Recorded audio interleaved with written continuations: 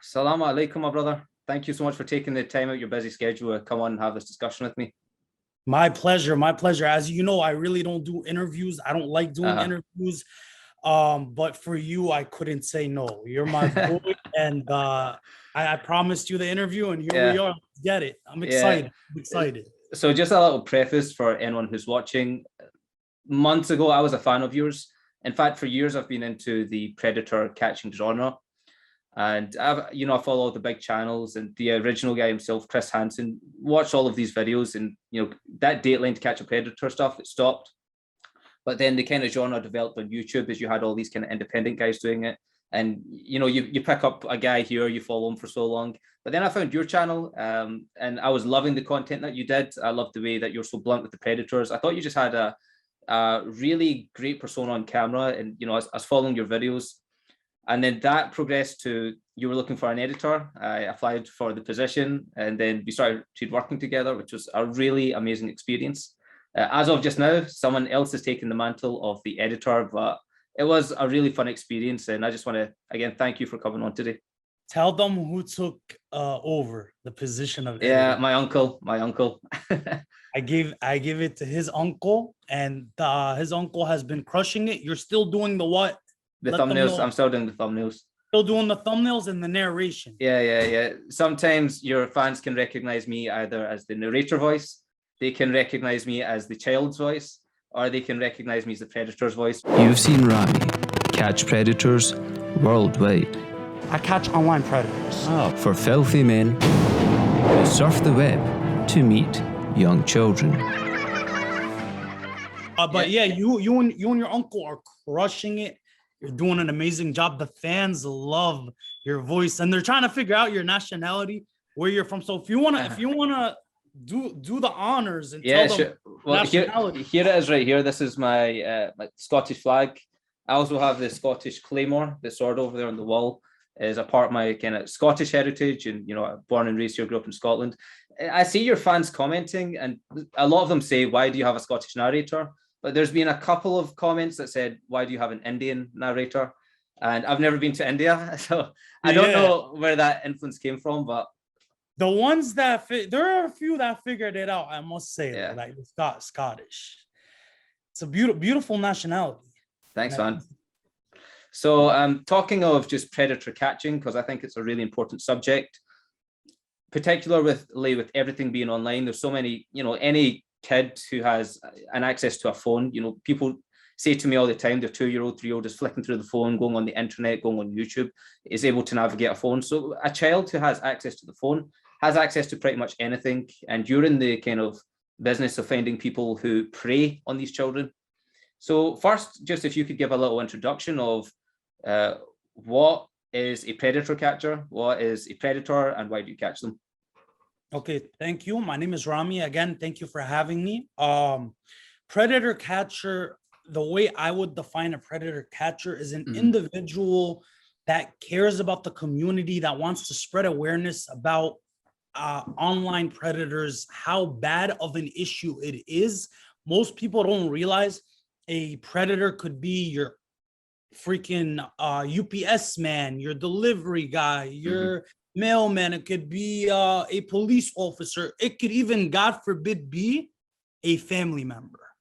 And unfortunately, a lot of these catches, you end up having to link the family members to the predator, so they're aware who's a predator in their family and they can protect their child. So yeah, I do it to spread awareness to the community. It's a massive, major issue that most people don't know about.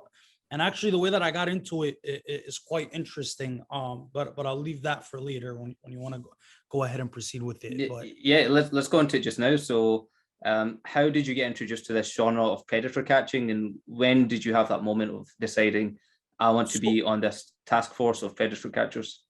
Very good question. A lot of people don't know this, and it's actually, I'd say, top 3 questions that I get asked on the daily. How did I get into it? Why did I get into it? As many of you know, I've been training MMA for years. I did wrestling in high school. I did jiu-jitsu, Muay Thai, kickboxing. It's my passion. And when I was 16, 17, was when I started training the sport. I had a mentor who was my MMA instructor. I looked up to him. He was my best friend. He was a father figure. He was somebody that led me in the right direction. Don't do drugs. How to, maybe talk to girls at that age. I was getting interested in seeing women, or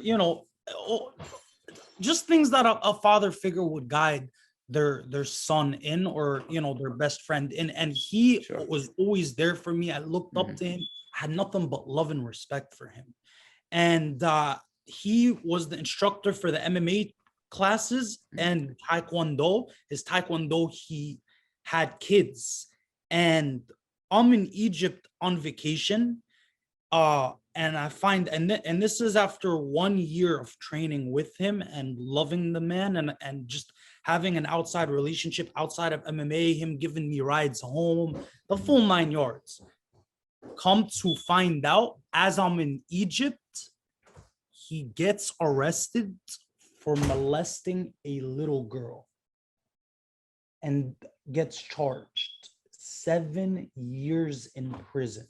Oh my gosh. It was a shock to everybody. The entire town went absolutely insane. Insane. I can imagine. It broke my heart. It destroyed me. And honestly, it hit something in me that just changed me. Sure. I wasn't the happy Ramy that I was at 16, 17, because it destroyed me. I'm telling you, he was my father figure. So ultimately, that's what made me realize, wow, this predator issue is actually pretty bad. That, combined with me watching To Catch a Predator, Chris Hansen was one of my inspirations as well, made me realize, wow, this is a serious issue. Saw a bunch of YouTubers doing predator catching, didn't like their style.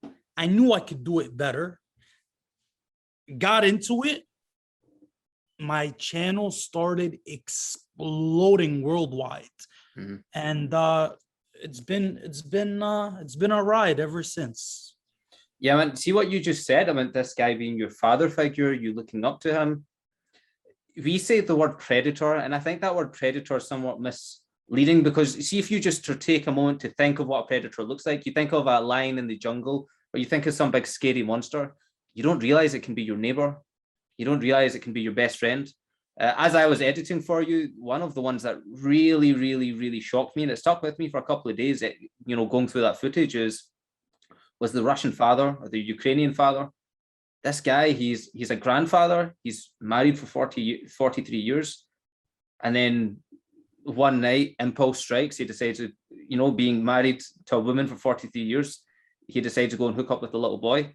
And then you had to make that phone call. And he seemed like a very nice man. He seemed like a very nice man. For those who didn't watch the video, if you want to go watch it, Ray can put it up for you on the screen. Yeah, all your links will be in the bio anyway.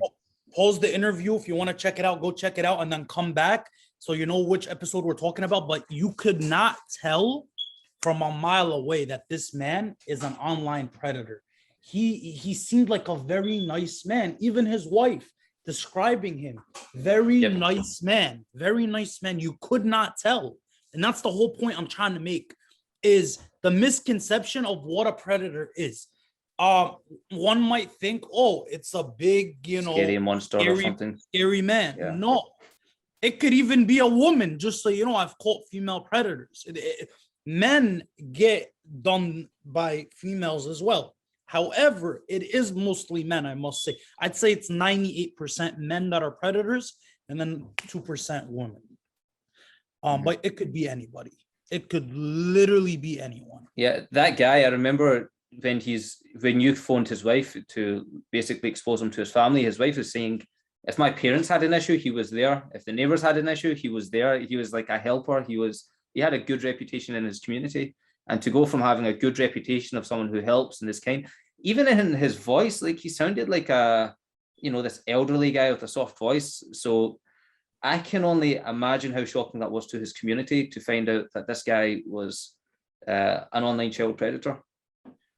To be honest with you, it kind of broke my heart. The worst part about catching these predators is having to tell their family members. A lot of times I do tell their family members, and then just feeling the pain and getting the reaction from their family, it breaks you, man, because 9 out Sure, of of 10 course. times the family Be doesn't broken. know, they're shook, Yep. they're against it, they're disgusted, they're heartbroken. All those emotions really get to you. So that's the worst part about it, is having to deal with hurting family members, you know. Put Mhm. yourself in the family member's shoes. It's very difficult, but it's worth spreading awareness and Mhm. saving a child's life. That I could tell you. Absolutely worth it. Of course. I mean, just think of the amount of shame that brings to a family being associated of your husband, your father, or whatever is a child predator. The amount of like embarrassment and shame that would bring, the amount of anguish that would bring. And what was it for? I mean, I think the guys, they know what they're doing is criminal. You can see in the messages, they know that they're breaking the law. They know they're doing something disgusting. They know they're doing something which is going to ruin their reputation. But why are they doing it? I think it's a disease in their prefrontal cortex. That is what the science shows. It's a compulsive disorder, Mm. and it's very difficult to get rid of that disorder. You have to go through months and months and months of therapy, sometimes even years, and you have to really want to change inside, internal. A lot of these guys will be on parole and for child endangerment or for talking to a minor, and they'll still Mm. do it again and again and again and again and again. It's a disease, and I do believe nobody's ever born a predator. I believe you become a predator with a shocking incident that could have happened at a younger age. Sure. There could be a multitude of factors for why somebody becomes a predator. Yeah, what you said about it happening to them, they say it's like a cycle, right? It happens to this person grows up corrupted and broken, they do it to someone else, this person grows up broken, and then they pass it on and they pass it on. Another thing in which I think contributes to it is, for example, I won't say which app it was. As I was editing for you, there was like 1 or 2 apps that we kind of worked off of a lot. And see, I was shocked by the way they spoke to each other in these apps. Like, you would match with someone, this person would say hello and then send like 5 graphic images of themselves. And within like 4 messages, 5 messages, are you this? Can you do this? Do you like this? This is within the first 10 messages, and 5 of those messages were graphic pictures. A lot of people don't even realize, because the video would get taken down by YouTube. We don't include a lot of the graphic nature of what's being said in these chat logs. These chat logs get very gruesome, very disgusting. Yep. You tell a predator, yo, I'm 14, I'm 13. Cool. Let me send you a picture of my genitalia. It's disgusting. Absolutely disgusting. This is why I do what I do, to spread awareness, to put these guys in their place, to get these guys arrested, to get these guys convicted. Would you say this is the general kind of consensus I feel from watching yourself and the other Predator channels? I feel like you guys are needed to do this because there's not enough action by the law enforcement taking care of these guys.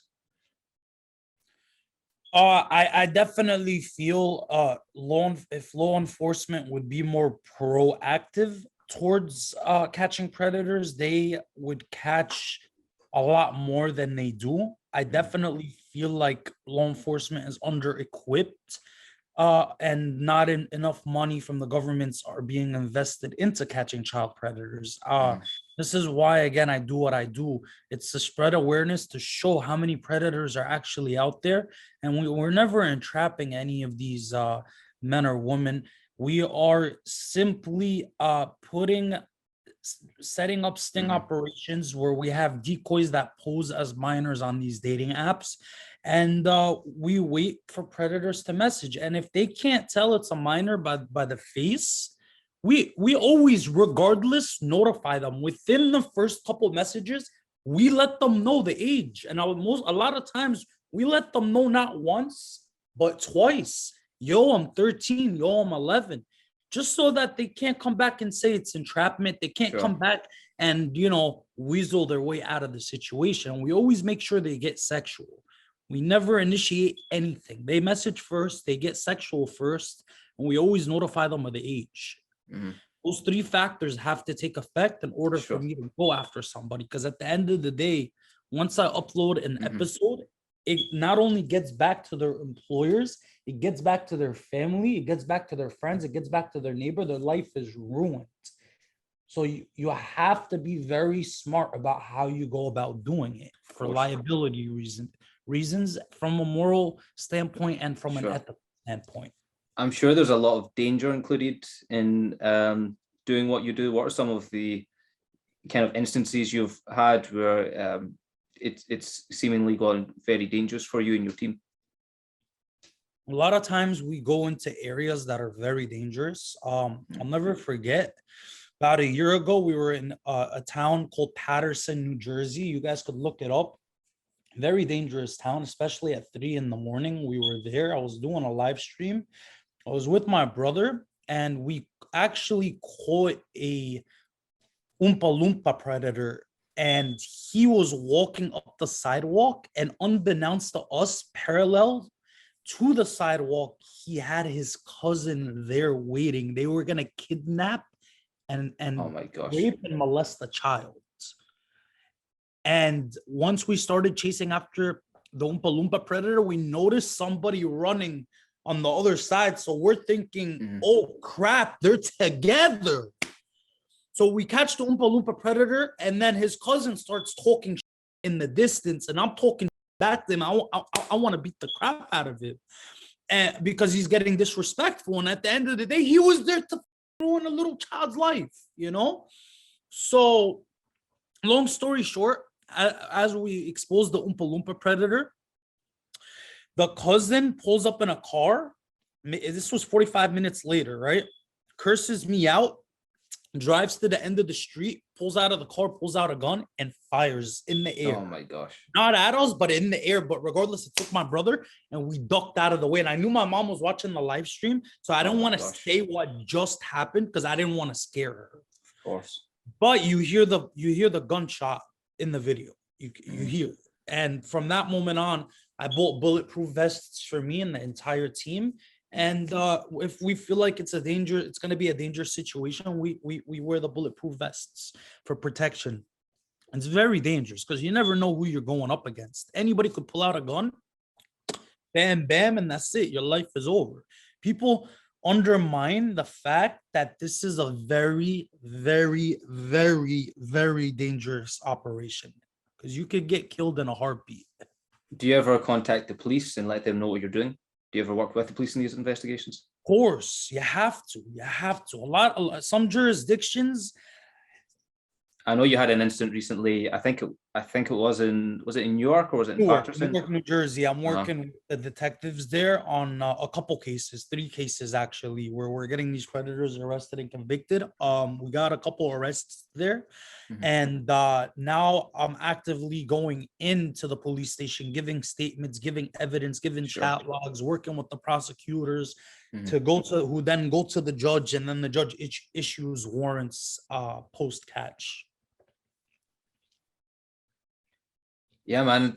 Another thing I wanted to touch on you with is, kind of being your editor and reading these chat logs. What I find amazing is like when you show up, sometimes it's with 4 or 5 guys.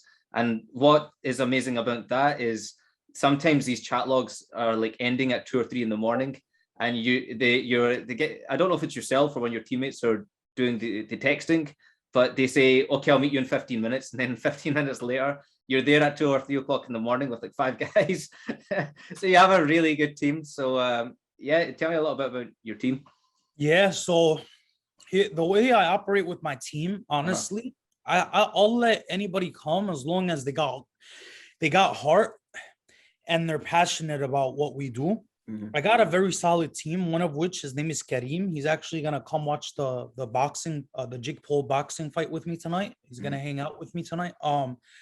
Andrew, the videographer, he's another videographer that comes with us. My brother is part of the team. and the list goes on and on and on. I have a very solid team. They're very meticulous. They're very articulate. They're very smart. They can fight. Most importantly, if anything ever pops off, we're ready. We always keep our eyes on the predator's hands because you never know what they've got if on he them, or reaches for a weapon. We have to be ready to disarm that individual immediately. immediately, because all it Sure. takes is boom, boom, and we're dead. You understand the severity of the situation? It is no joke. That's why I always tell people, if people are always DMing me on Instagram, yo, I want to get started. How do I do this? Yo, just realize how dangerous the operation is. And there's a lot that goes on behind the scenes that you don't get to see, that, you know, we obviously don't include, such as the preparation, how we go about setting up these catches, the amount of people that we have, or how we keep distance in relation to the predator. If you don't have that skill set, it's a very bad idea going into this industry. Very, very difficult and very risky. I'm telling you, you can get hurt. Do not do it. You know, at this point, I consider myself a professional.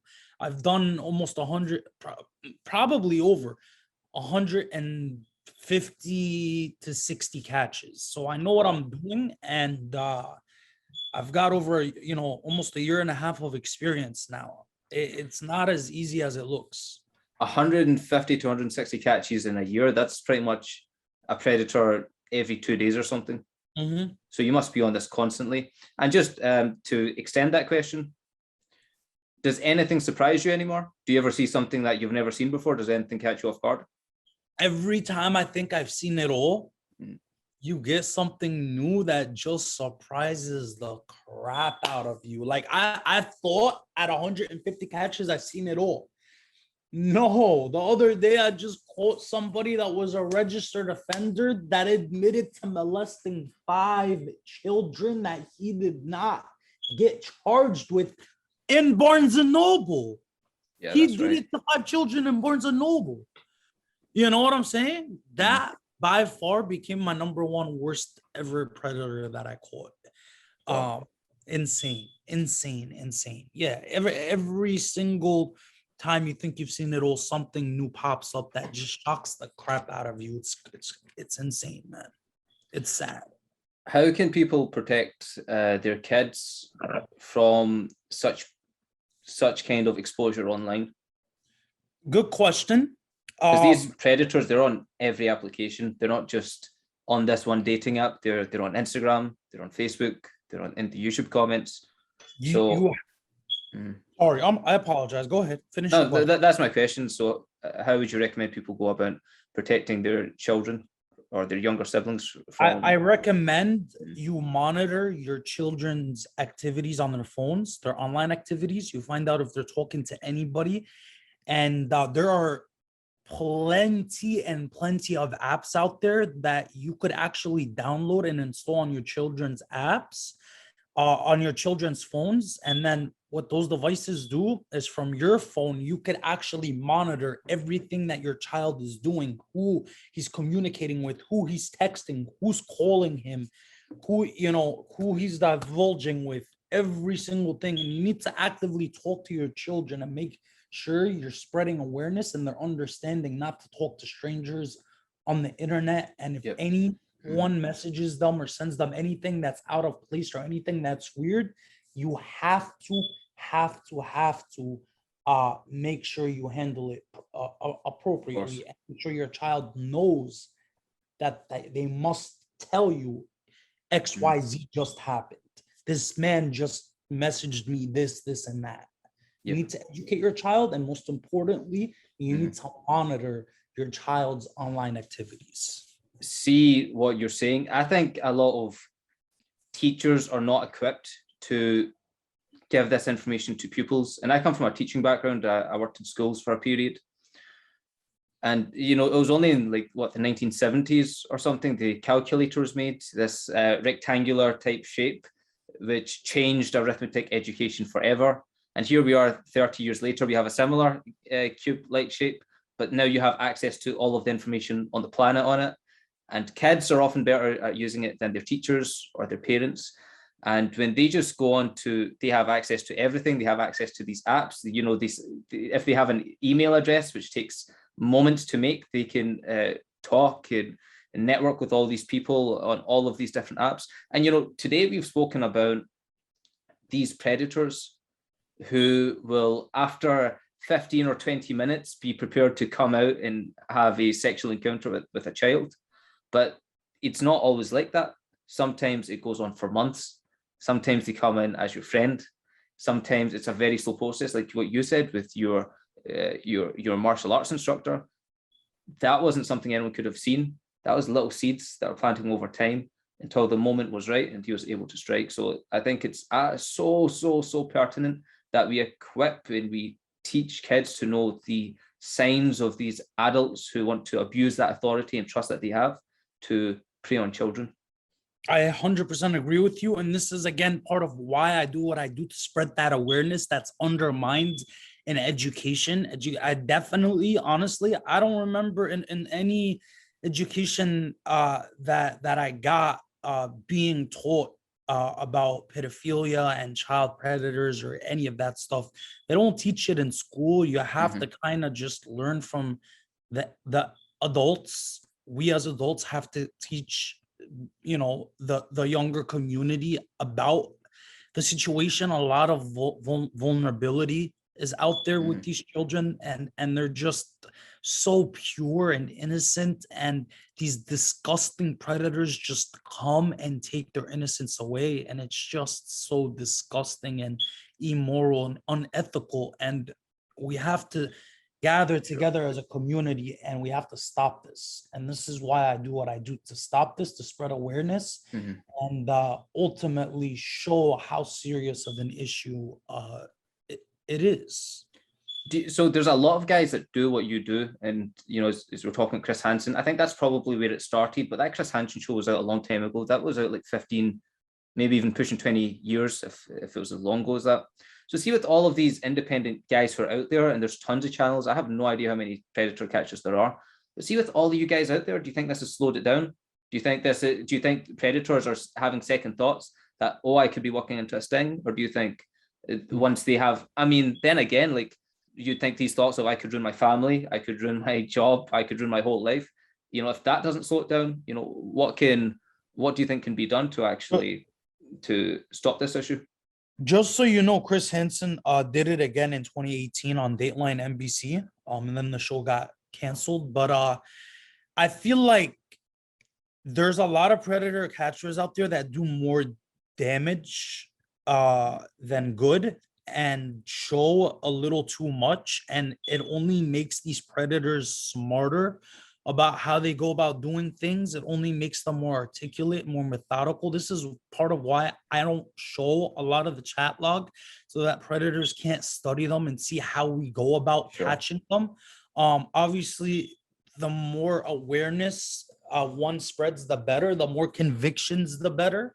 But a lot of these predator catchers are doing it for the wrong reasons. I must say, from what I see, you have to, and it shows in the video. You could tell the difference between somebody who's doing it for the right reasons to spread awareness and somebody who's doing it for the clout because it's trendy. Of course.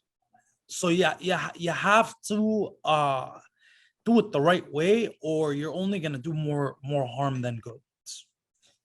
One more point I just want to make on the importance of this, because I think it's not given enough attention in the mainstream media for whatever reason, is, have you ever heard of ACEs? What's that? ACE. ACE. ACE. So it's an acronym which stands for Adverse Childhood Experience. There's 11 of them. Included within these adverse childhood experiences are neglect, physical abuse, emotional abuse, sexual abuse, the parent being an alcoholic, the parent being incarcerated. There's 11 altogether, which are called ACEs. Now, the reason why this is important is because I don't have the exact numbers off the top of my head, but it's something shockingly high. Like, I think 98% of suicide victims come from ACE backgrounds. Like maybe something equal to that, like the people who are incarcerated, people who are homeless, people who are drug addicts, they came from these ace backgrounds, and the children are the future. And if we're allowing this to transpire and we aren't actively doing something about it, because technology is moving faster than our precautions and our regulations are, and in this kind of transitionary period, it's leaving predators with some very powerful unregulated tools to prey on children. So I think just for the sake of our future, it's so important that we manage to regulate this. 100%. I could not agree more with you. I feel like if you really want to make a change, you have to write letters to your governor. You have to write letter to Congress. You have to write letters to whoever is in your governmental branch, and hope for the best. Being more proactive and funding law enforcement more and being proactive, I definitely feel would make a difference. This is an issue where you can't be reactive. You have to be proactive if you want to get results. It's as simple as that. Most people don't realize that. And again, it leads back to why I do what I do, to show, listen, if you're proactive, you could catch a predator in 30 seconds. Some of these guys I literally catch in 5 minutes. They're ready to go. They get sexual. They know the age. They want to have sex, etc. And it goes down. It's insane. It's insane how quick it is to catch these predators. There's so many of them out there. So I just have a couple of wrap-up questions for you. Hopefully quite easy ones. Yeah, let's do it. Okay. Favorite book you've ever read? Think and Grow Rich. Okay. A piece of advice you've been given that you never forgot? Piece of advice that I've given. Being given. I'm going to keep it very simple. I'll keep it very simple. Be a good listener. Be a good listener. It's some of the best advice I ever got in my life.